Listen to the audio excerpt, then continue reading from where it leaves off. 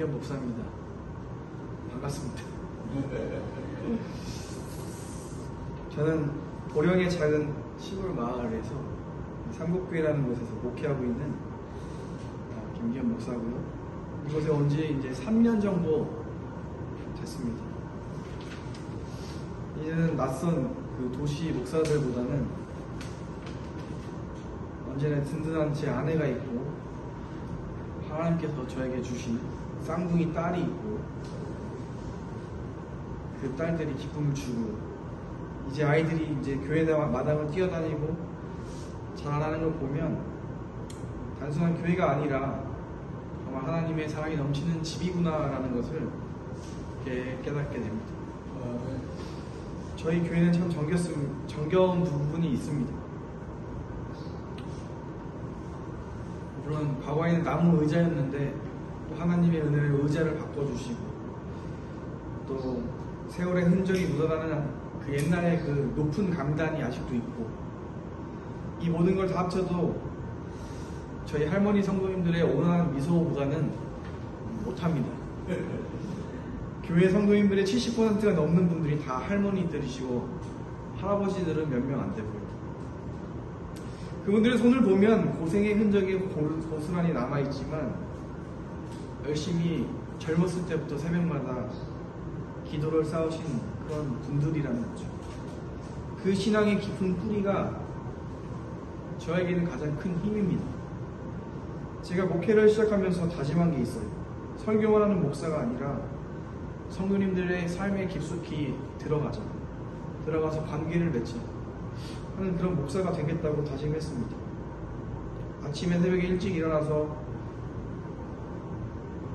풀이 있으면 풀을 가꾸고, 예배가 없는 평일에는 또 할머니 댁에 찾아가서 또 어려운 일이 없는지 또 여쭤보기도 하고, 그렇게 하기도 하고, 또 버스를 타고 나가야 되는데, 시내에 나가야 되는데 나가지 못하는 분들을 위해서 또 차량 운행을 해드리고, 이런 어떤 부분들이 저에게 있은 그런 소중한 시간들이었다는 거죠.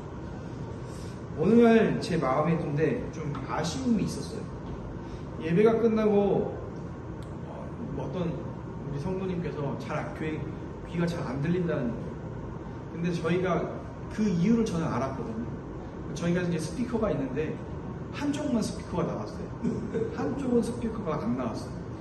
그러니까 제가 강단에 있으면 강단의 오른쪽만 나오고 왼쪽은 나오지 않았단 말이에요. 그러니까 이거는 제 목소리 문제가 아니라 세월 앞에 귀가 어두워진 어떻게 보면 할머니들의 문제였다는 거죠. 사실 마음이 아프죠. 평생을 말씀에 목말라 하신 분들인데 이제 교육 예배를 통해서 주님의 음성을 막 듣고 싶어 하는데 그 소리가 이제 잘 안 들리니까 본인들도 답답한 겁니다. 설교자로서 가장 선명하고 깨끗한 하나님의 음성을 전해야 되는데 근데 좋은 음향 시설은 그냥 소리만 크게 안 드는 게 아니라 온전히 하나님의 말씀의 은혜를 전달하는 통로라고 저는 생각을 했습니다. 그때부터 간절히 기도하기 시작했어요. 주님, 제 힘으로는 안 됩니다. 우리 교회 형편으로는 음향 교체하는 거 꿈도 못 꿉니다. 하지만 말씀에 목말라하는 이분들에게는 좋은 소리를 들려주고 싶습니다. 제발 도와주세요 라고 이렇게 기도를 했어요. 한 가지 분명한 거는 저는 저 자신에게 최선을 다했지 제가 뭘 달라고 사실 막 이렇게 하지는 않았거든요. 근데 그걸 눈여겨본 그 분이 계셨던 것 같아요. 그런 어느 날 하나님께서 놀라운 방법으로 응답을 하신 거예요.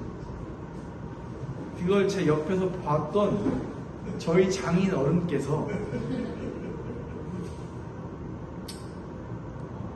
장인 어른도 다 아셨죠.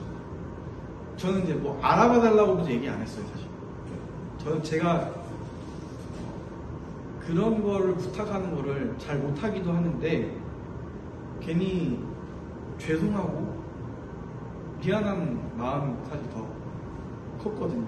그래서 아버님께서 어느 날 알아봐 주시겠다고 하시도 않았는데 알아보신 거예요. 근데 이거를 철선교회에 말씀하신 거예요.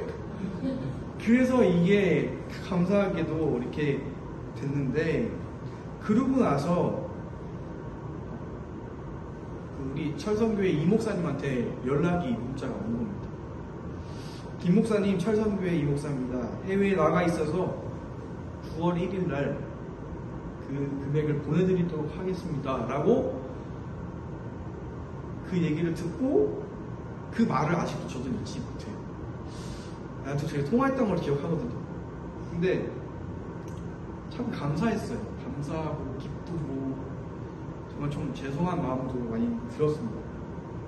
삼국교회 성도님들의 평생을 농사지어서 모은 헌금이 아니라 장인 어른의 우리 이경재 목사님의 따뜻한 마음과 철선교회 성도님들의 사랑이 저에게 전달된 거죠.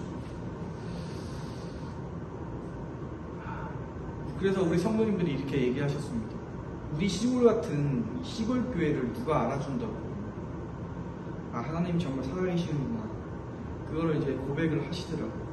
그러면서 하나님의 사랑이 이렇게 놀랍구나 라는 것을 이 삼복교회를 통해서 느꼈습니다. 사실 저는 이 삼복교회 부임할 때 정말 제가 말로 표현할 수 없을 만큼 처참했어요, 사실.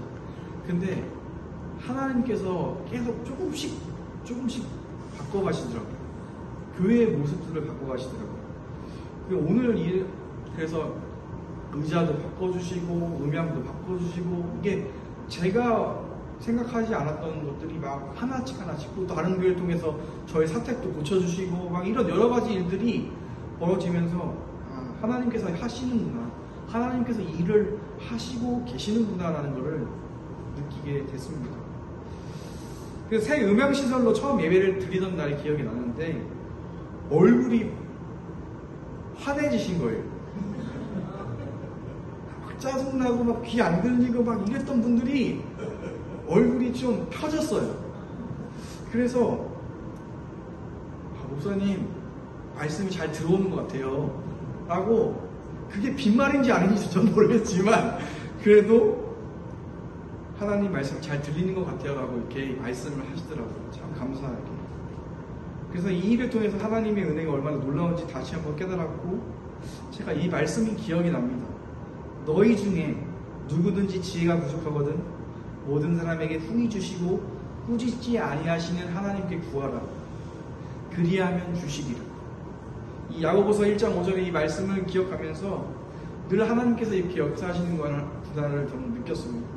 그리고 한 가지 감사를 전하고 싶은 것은 우리 철선교회 너무 감사드리고, 장로님께 감사드리고, 우리 장인어른이신 우리 이경재 목사님 통해서 이렇게 교회의 음향을 바꾸게 된 거를 하나님의 은혜로 생각하고 열심히 더 목회해서 열심히 그거에 보답할 수 있는 그런 목사가 되고, 이 삼국교회가 부흥하는 그런 일들을 감당할 수 있게끔 하는 그런 또 삼국교회가 될 수 있도록 노력하겠습니다. 감사합니다.